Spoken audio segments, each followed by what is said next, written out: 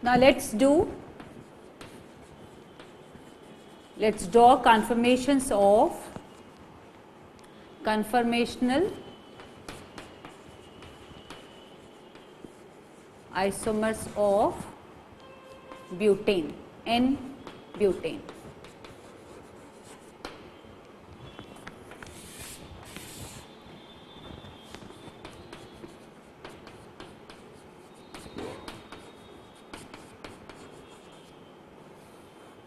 And here you are rotating about the second and third carbon atom. Here the axis about which you are rotating is the bond between second and third carbon atom. ठीक है, तो अब हम यहाँ पे जब draw करेंगे तो देखो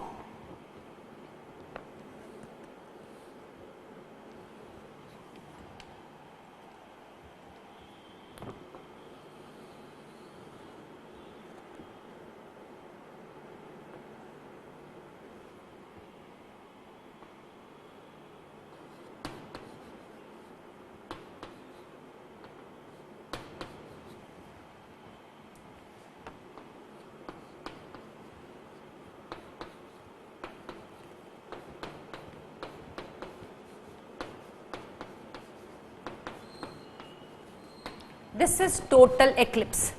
ये एक दूसरों के पीछे हमने बनाने हैं, ये एग्जैक्टली एक दूसरों के पीछे हैं।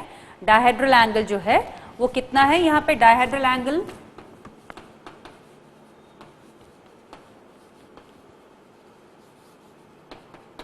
Is equal to 0।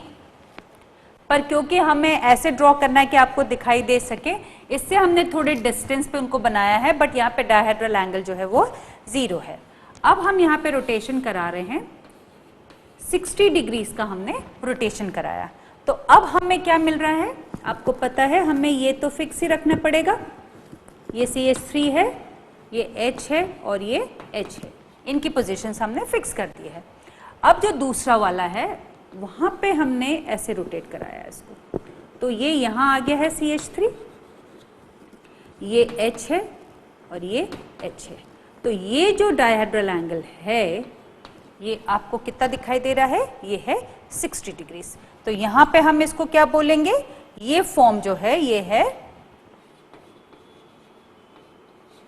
Gosh form, इसका नाम होता है गॉश फॉर्म। और इसमें डायहेड्रल एंगल जो है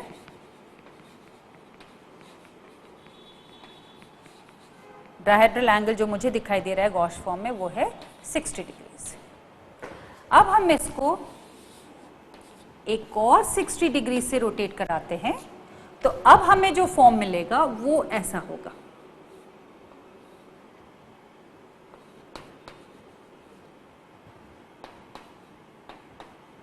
okay,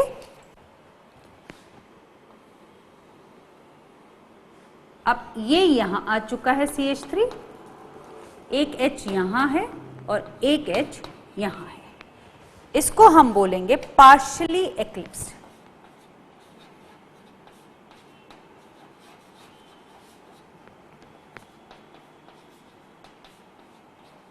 this is partially eclipsed. और इसमें आप यदि डायहेड्रल एंगल देख रहे हो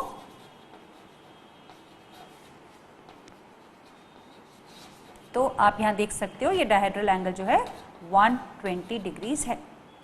अब हम यदि एक और रोटेशन कराते हैं 60 डिग्रीज पे, तो अब हमें क्या मिलता है, अब हमें जो फॉर्म मिलेगा वो ये होगा,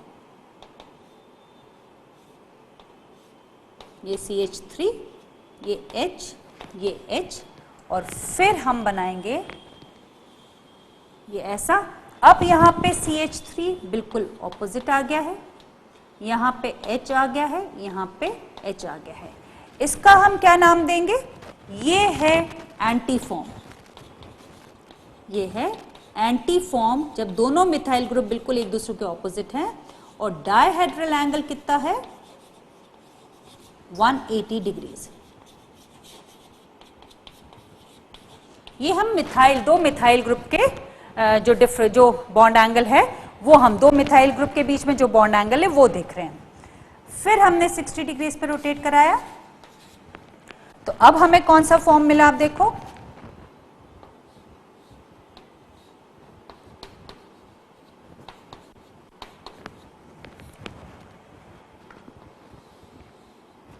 अब ये मिथाइल यहाँ आ गया है, ये H यहाँ है, ये H यहाँ है, तो इस फॉर्म का नाम हो गया है पार्शियली एक्लिप्स्ड।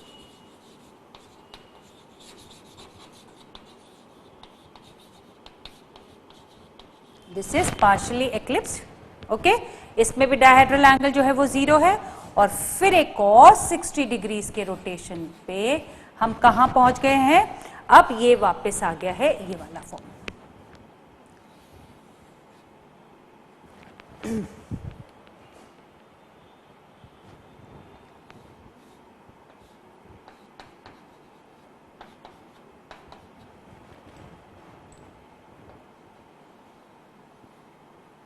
अब ये यहाँ देखो एक्लिप्स था, फिर 60 डिग्री इनके बीच में ये एंगल हो गया, फिर एक्लिप्स हो गया, अब ये एंगल हो गया, फिर ये हो गया। अब ये वहाँ पे आ गया CH3 और ये आप पे आ गया H और ये यहाँ पे आ गया H। ये फॉर्म बिल्कुल इसके जैसा है। यहाँ पे डायहेड्रल एंगल जो है इसको हम क्या बोलेंगे? ये वापस आ गया gosh form. This is gosh. ये है हमारे पास गॉश फॉर्म। इस तरह 60 डिग्री रोटेशन से हमें ऐसे 6 स्ट्रक्चर्स मिलते हैं। ये स्ट्रक्चर नंबर 1, ये स्ट्रक्चर नंबर 2, ये स्ट्रक्चर नंबर 3, ये स्ट्रक्चर नंबर 4, ये structure number 5 and this is structure number 6। अब इसको यदि हम ग्राफिकली रिप्रेजेंट करने की मैं कोशिश करूं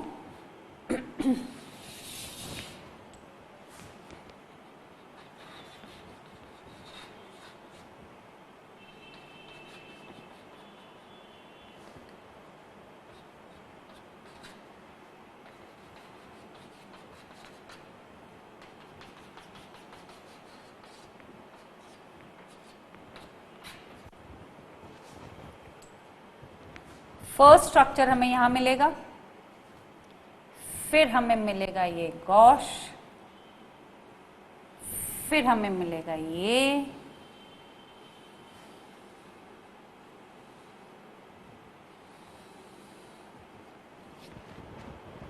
यहां पे हम क्या ले रहे हैं? एनर्जी ले रहे हैं। यहां हम ले रहे हैं एंगल ऑफ रोटेशन।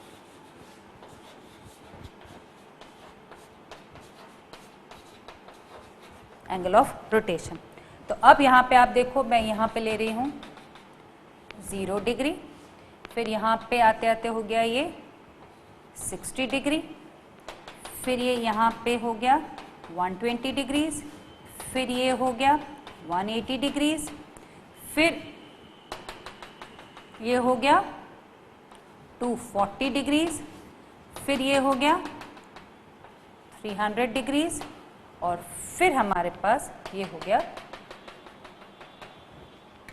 अब देखो यहाँ पे हमारा फर्स्ट फॉर्म है, ये सेकेंड फॉर्म है, ये थर्ड फॉर्म है, ये फोर्थ है, ये फिफ्थ है, ये सिक्स्थ है और फिर वापस 1 पे आ गए हम,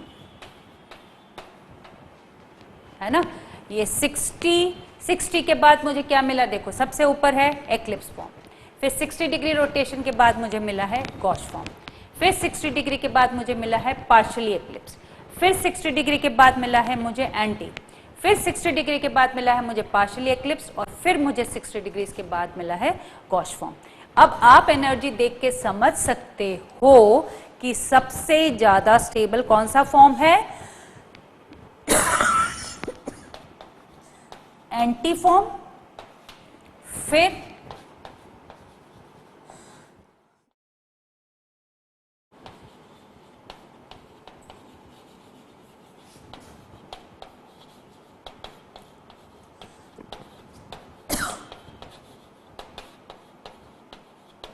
eclipse form. This is totally eclipse form. अब यहाँ ध्यान से देखो, इन सारे स्ट्रक्चर्स को देख के आप समझ जा रहे हो कि हमने ज्यादा ध्यान दिया है कि 2 मिथाइल ग्रुप एक दूसरे के आसपास हैं कि दूर हैं। तो यहाँ पे यदि आप कंपेयर करते हो तो सबसे ज्यादा स्टेरिक हिंड्रेंस यहाँ पे है। ये जो 2 मिथाइल ग्रुप आपस में सबसे पास है, तो वहां पे टॉर्शनल स्ट्रेन भी ज्यादा है और वैन डर वाल्स स्ट्रेन भी ज्यादा है, इसलिए हम कह रहे हैं कि ओवरऑल यहाँ पे स्टेरिक हिंड्रेंस ज्यादा है, इसलिए इसकी एनर्जी सबसे ज्यादा है और ये सबसे ज्यादा अनस्टेबल है। और सबसे ज्यादा स्टेबल हमें एंटी फॉर्म लग रहा है क्योंकि दो मिथाइल ग्रुप यहाँ पे सबसे दूर हैं। जब दो मिथाइल ग्रुप सबसे दूर हैं तो वहां पे टॉर्शनल स्ट्रेन और दूसरा कौन सा स्ट्रेन है, वैन डर वाल्स स्ट्रेन, दोनों नहीं है, इसलिए ये सबसे ज्यादा स्टेबल फॉर्म है एंटी। उसके बाद गॉश फॉर्म है क्योंकि गॉश फॉर्म में दो ग्रुप्स, सारे ग्रुप्स एक दूसरे से दूर दूर हैं। और उसके बाद है ये एक्लिप्स फॉर्म है, पर एक टोटली एक्लिप्स है जहां एक मिथाइल के पीछे मिथाइल है, और ये पार्शियली एक्लिप्स है क्योंकि यहाँ पे मिथाइल और हाइड्रोजन एक दूसरे के पीछे हैं। तो नेचुरली यहाँ पे जितनी स्टेरिक हिंड्रेंस होगी यहाँ पे उतनी स्टेरिक हिंड्रेंस नहीं होगी। स्टेरिक हिंड्रेंस नहीं होना मतलब टॉर्शनल स्ट्रेन और वैन डर वाल्स स्ट्रेन नहीं होना या कम होना। इस केस में टॉर्शनल स्ट्रेन और वैन डर वाल्स स्ट्रेन सबसे ज्यादा है। इस केस में दोनों स्ट्रेन हैं, वैन डर वाल्स स्ट्रेन भी है और टॉर्शनल स्ट्रेन भी है, पर इस केस से कम है। और इन दोनों को यदि कंपेयर किया जाए, इस वाले को और इसको, तो इसमें तो टॉर्शनल स्ट्रेन नहीं है और वैन डर वाल्स स्ट्रेन भी नहीं है, इसलिए ये सबसे ज्यादा स्टेबल है। इसमें थोड़ा सा है इसके कंपैरिजन में, क्योंकि दो मिथाइल ग्रुप्स यहाँ पे 180 डिग्रीज पे हैं, यहाँ पे दो मिथाइल ग्रुप्स जो हैं वो कितने डिग्री पे है, वो हैं 60 डिग्री पे। ये जो बॉन्ड एंगल है ये 60 डिग्री का है, और यहाँ पे जो दो मिथाइल ग्रुप हैं यहाँ पे कितना है, ये 120 है, ये 60 है, ये 120 है, ये 180 है, ये 0 है। अकॉर्डिंगली जितना बढ़ रहा है डायहेड्रल एंगल, जितना ज्यादा डायहेड्रल एंगल रहेगा उतना ज्यादा स्टेबिलिटी रहेगी। जैसे यहाँ पे डायहेड्रल एंगल जो है 180 है, इससे ये सबसे ज्यादा स्टेबल है। उसके बाद हम देख रहे हैं गॉश फॉर्म स्टेबल है क्योंकि ये दूर दूर हैं, और फिर जो है तो स्टेबिलिटी का ऑर्डर जो रहेगा वो सबसे ज्यादा स्टेबल जो है वो एंटी फॉर्म है, क्योंकि ये स्टैगर्ड फॉर्म है जिसमें दो बल के ग्रुप सबसे ज्यादा दूर है, और ये दोनों स्टैगर्ड फॉर्म नेक्स्ट में आएंगे स्टेबिलिटी में। ये स्टैगर्ड फॉर्म है, पर यहाँ पे दो मिथाइल ग्रुप के बीच में जो है यहाँ पे डिस्टेंस कम है, यहाँ पे डिस्टेंस ज्यादा है, इसलिए यह ज्यादा स्टेबल हुआ, और ये इसके कंपैरिजन में कम हुआ। बाकी ये दोनों एक्लिप्स फॉर्म है, eclipse form are always less stable than staggered form. तो ये हमने ब्यूटेन के कन्फॉर्मेशनल आइसोमर्स बना दिए हैं, और यहाँ पे हमने देखा कि anti form is more stable than gauche form, उसके बाद partially eclipse form and least stable is the eclipse form. Now let's take some examples where hydrogen bonding is possible. Suppose you have a group of this kind where G could be OH, F, it can be NO2, it can be NH2, it can be NR2, it can be CHO, it can be COH, ऐसे कोई भी group हो सकता है। तो उस case में क्या होगा, जैसे हम अभी तक देख रहे थे कि ये केस जब था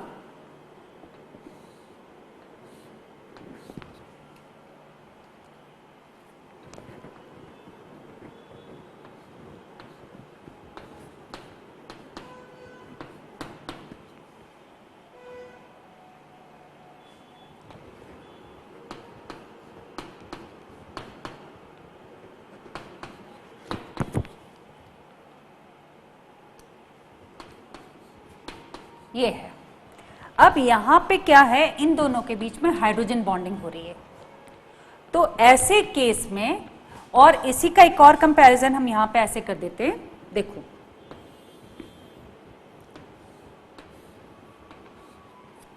ये हो गया एक केस, और फिर हम एक और केस ले लेते हैं यहाँ पे ऐसे, एक ये ले लेते हैं, ठीक है। अब यहां पे मेरे पास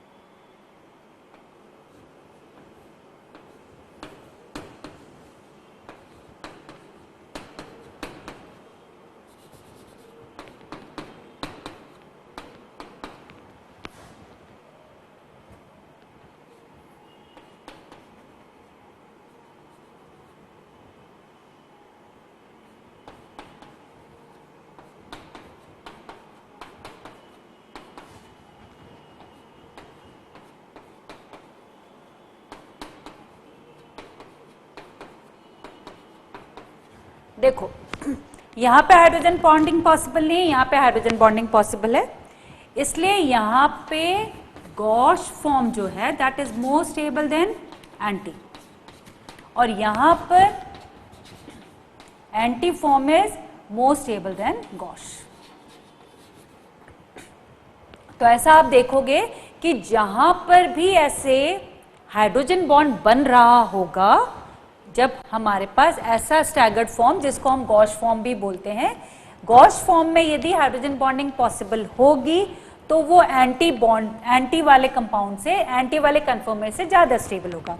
जब यहाँ पे हाइड्रोजन बॉन्डिंग पॉसिबल नहीं है गॉश फॉर्म में, तो फिर एंटी फॉर्म ही गॉश फॉर्म से ज्यादा स्टेबल होता है। तो ये कोई भी ग्रुप हो सकता है, इनमें से आप कोई भी ग्रुप यहां लगा दो। हमने OH तो एक लगा ही रखा है, दूसरा ग्रुप जो लगा रखा है यदि वो OH के साथ हाइड्रोजन बॉन्डिंग कर सकेगा, गॉश वाले फॉर्म में कर सकेगा और किसी भी फॉर्म में नहीं कर सकेगा। यदि वो हाइड्रोजन बॉन्डिंग कर सकता है गॉश फॉर्म में तो हम कहेंगे कि वो ज्यादा स्टेबल है, और यदि वो गॉश फॉर्म में हाइड्रोजन बॉन्डिंग नहीं कर सकता है तो फिर एंटी फॉर्म ही ज्यादा स्टेबल होगा, क्योंकि वहां पे फिर टॉर्शनल और वैन डर वाल स्ट्रेन नहीं होगा।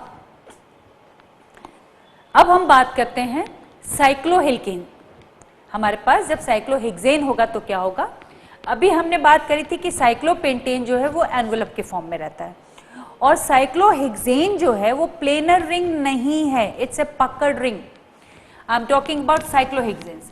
The next heading I want to take up is conformers of cyclohexane. What you need to understand is cyclohexane is not planar, is not a planar molecule, rather it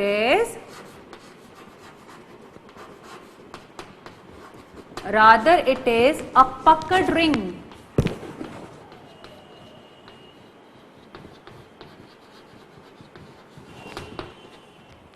The two major conformers are the major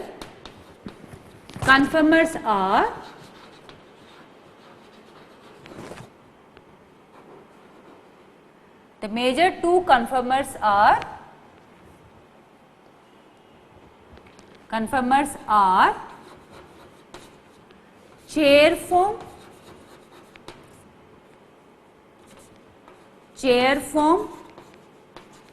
and boat form.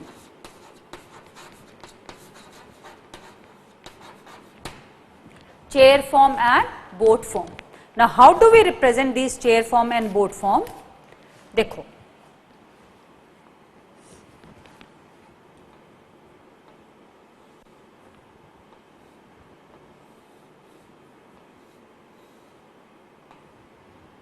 this is the chair form. This is the chair form. This is also written like this, drawn like this.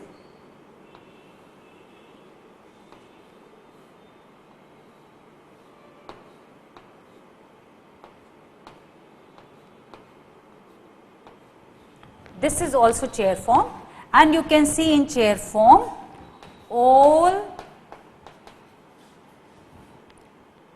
all the carbons are, all the groups are in this tag, all the groups are in staggered position, in staggered form. They are all in the staggered form. और इसी को यदि हम board form से compare करेंगे तो आपको ऐसे दिखाई देगा।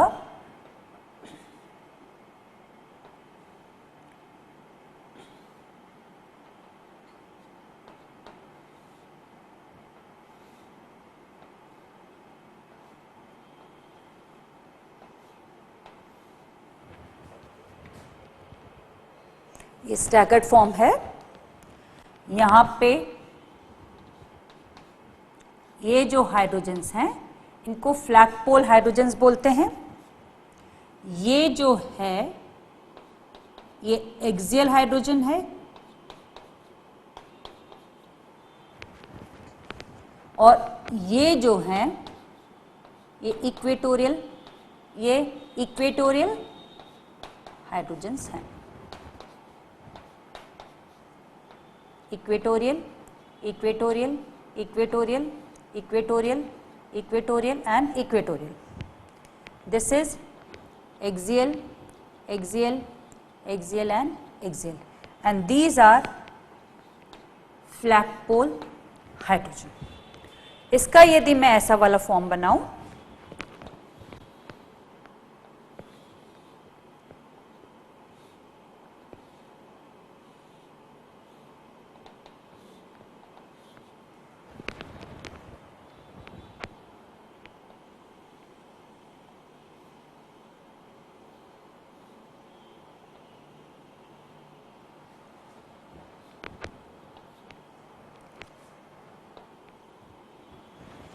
तो यहां आप कह सकते हो all of them are in the eclipse form.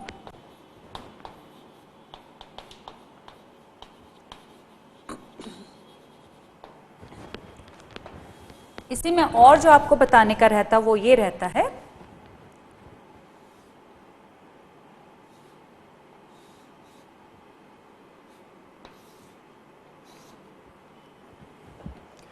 इसमें जितने भी एक्सियल रहते हैं ना वो ऐसे बनाए जाते हैं। ये एक्सियल हाइड्रोजन है, फिर दूसरा वाला डाउनवर्ड बनाया जाता है, ये भी एक्सियल है, फिर तीसरा वाला अपवर्ड जाता है, ये भी एक्सियल है, चौथा वाला फिर डाउनवर्ड जाता है, ये भी एक्सियल है, फिफ्थ वाला अपवर्ड जाता है, ये भी एक्सियल है, और ये नीचे आता है, ये भी एक्सियल है। Up down up down up down, ये आपके बन गए सारे एक्सियल हाइड्रोजन। अब इक्वेटोरियल जो रहेंगे ये all these are all axial hydrogens, these are all axial CH bonds, one up, one down. When you draw the equatorial ones,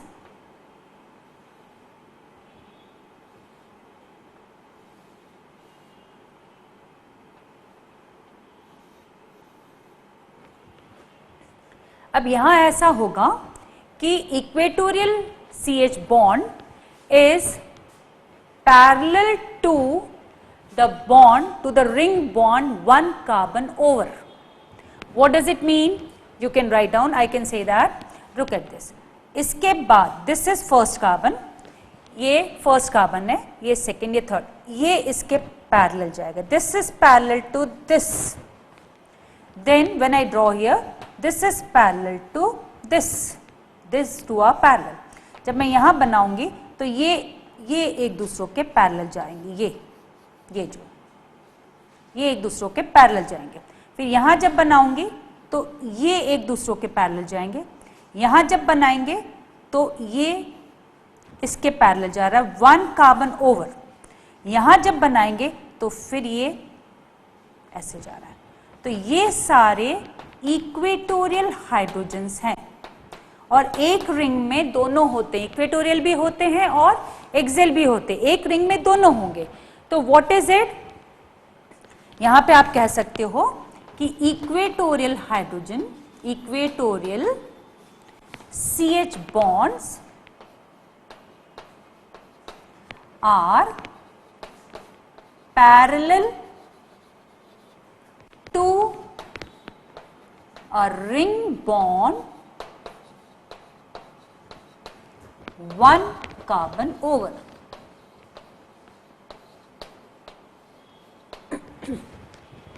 अब बात समझ रहे हो? ये वाला ये कार्बन है, एक बॉन्ड छोड़ दो तो फिर ये कार्बन, तो इसके बाद एक बॉन्ड ये रहा, एक बॉन्ड ये रहा, तो आपने एक बॉन्ड छोड़ा, दूसरे बॉन्ड के पैरेलल इस वाले इक्वेटोरियल बॉन्ड को बनाया। अब आप इस पे आओ, ये बॉन्ड छोड़ो तो ये है, इसके पैरेलल मैंने ये वाला इक्वेटोरियल बॉन्ड बनाया। अब यहां पे आओ, एक बॉन्ड छोड़ो तो फिर ये बॉन्ड है, तो ये बॉन्ड पैरेलल है इस बॉन्ड के। फिर आप इस कार्बन पे आते हो, ये बॉन्ड छोड़ दो, फिर ये बॉन्ड है, तो इस बॉन्ड के पैरेलल ये वाला बॉन्ड जा रहा है, आप देख रहे हो ये ऐसे जा रहा है, ये देखो ये इसके पैरेलल जा रहा है ये। अब मैं इस यहां पे आती हूँ तो इसको छोड़ती हूँ, ये बनाती हूँ, तो इसके पैरेलल देखो ये जा रहा है, ये देख रहे हो ये इसके पैरेलल जा रहा है। अब मैं यहां आती हूँ तो मुझे इसके पैरेलल बनाना है, ये देखो इसके पैरेलल जा रहा है ये दोनों एक दूसरे के पैरेलल है। तो हमें इस तरह बनाने पड़ते हैं equatorial, this is equatorial carbon hydrogen bond. मतलब हर रिंग में आप यहाँ पे ये चेयर फॉर्म देखो, ये बोट फॉर्म देखो, सब में एक्सियल बॉन्ड्स भी होते हैं और इक्वेटोरियल बॉन्ड्स भी होते हैं। ये जो हमारा बोट फॉर्म है इसमें 4 तो हमारे पास एक्सियल CH बॉन्ड्स है, 6 हमारे पास इक्वेटोरियल CH बॉन्ड्स है और 2 हमारे पास फ्लैगपोल CH बॉन्ड्स हैं। ओके, ये फ्लैगपोल हो गए, इक्वेटोरियल हो गए और एक्सियल हो गए। ये चेयर फॉर्म है, ये बोट फॉर्म है। आप देख रहे हो चेयर फॉर्म में सारे ग्रुप्स स्टैगर्ड दिख रहे हैं अपने को, ये सारा स्ट्रक्चर जो दिख रहा है स्टैगर्ड फॉर्म में दिख रहा है। बोट फॉर्म में आप देख रहे हो कि ये सारे जो हैं ये आपको किस फॉर्म में दिख रहे हैं, ये आपको एक्लिप्स फॉर्म में दिख रहे हैं। उसके बाद मुझे आपको ये दिखाना है कि यदि मैं चेयर फॉर्म के एक्सियल या इक्वेटोरियल बनाती हूँ तो कैसे बनाती हूँ। एक्सियल बॉन्ड हम ऐसे करते हैं, एक अप फिर दूसरा डाउन, फिर तीसरा अप चौथा down, fourth up fifth, 1 2 3 4 up down, फिर ये थर्ड था अप, ये है फोर्थ, फिर डाउन, ये फिफ्थ और ये 6, ऐसे नंबरिंग कर देते हैं। देखो 1 पे अप है, सेकेंड पे डाउन है, थर्ड पे अप है, फोर्थ पे डाउन है, फिफ्थ पे अप है, 6 पे डाउन है। ये ऐसे हम एक्सियल CH बॉन्ड्स बनाते हैं। पर जब हम इक्वेटोरियल CH बॉन्ड्स बनाते हैं तो अभी मैंने आपको बोला कि हम एक बॉन्ड छोड़ छोड़ के दूसरे बॉन्ड से पैरेलल बना देते हैं तो इक्वेटोरियल CH बॉन्ड बन जाता है। अब यहाँ पे आप देख रहे हो ये जो फ्लैगपोल हाइड्रोजन्स हैं इनके बीच में क्या है, इनके बीच में वैन डर वाल्स स्ट्रेन है, और ये जो एक्सियल हाइड्रोजन्स हैं इनके बीच में टॉर्शनल स्ट्रेन है, और ये पूरा एक्लिप्स फॉर्म है। तो सब मिला के boat form becomes less stable. Okay, so looking at this, what can I say? The boat form is less stable. Why do you say that boat form is less stable? Because you have to consider torsional strain and what was the other one? That was the van der Waals strain. Now here the van der Waals strain is between, so you can write down van der Waals strain is between, van der Waals strain is between, strain is between, van der Waals है मतलब flagpole hydrogen, between flagpole hydrogens. And what about the torsional strain? Torsional strain is between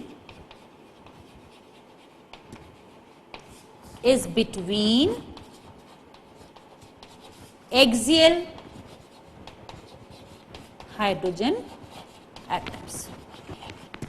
Therefore, you can always say that boat form में ये strain भी है, ये strain भी है और ये एक्लिप्स फॉर्म भी है, तो सब मिला के हमें ये समझ में आ जाता है कि boat form is less stable then chair form, chair form is more stable. And ये चेयर फॉर्म जो है, एक चेयर फॉर्म दूसरे चेयर फॉर्म में रूम टेम्परेचर पे इंटरकन्वर्टेबल है, ये आराम से पर सेकेंड 10⁵ मॉलिक्यूल्स रूम टेम्परेचर पे इंटरकन्वर्ट होते रहते हैं, एक चेयर फॉर्म दूसरे फॉर्म में जाता है। तो अभी मैं आपको डायग्राम बना के बताती हूँ कि कैसे एक चेयर फॉर्म दूसरे चेयर फॉर्म में जाता है। तो आप पहले ये समझ लो, ये हमने हाइड्रोजन बॉन्डिंग वाला केस ले लिया, फिर मैंने आपको कन्फर्मर्स ऑफ साइक्लोहेक्सेन बताए, और फिर मैंने आपको ये बोला कि साइक्लोहेक्सेन जो है वहाँ पे प्लेनर मॉलिक्यूल नहीं होता, साइक्लोहेक्सेन जो हेक्सेन है वो एक पकड़ फॉर्म में होता, पकड़ फॉर्म में होता है मतलब या तो वो चेयर फॉर्म में एग्जिस्ट करता है या वो बोट फॉर्म में एग्जिस्ट करता है। पर चेयर फॉर्म सबसे ज्यादा स्टेबल फॉर्म है और बोट फॉर्म जो है वो लीस्ट स्टेबल है, मतलब मोस्ट ऑफ द टाइम हमें चेयर फॉर्म ही मिल रहा होगा क्योंकि वो सबसे ज्यादा स्टेबल फॉर्म है।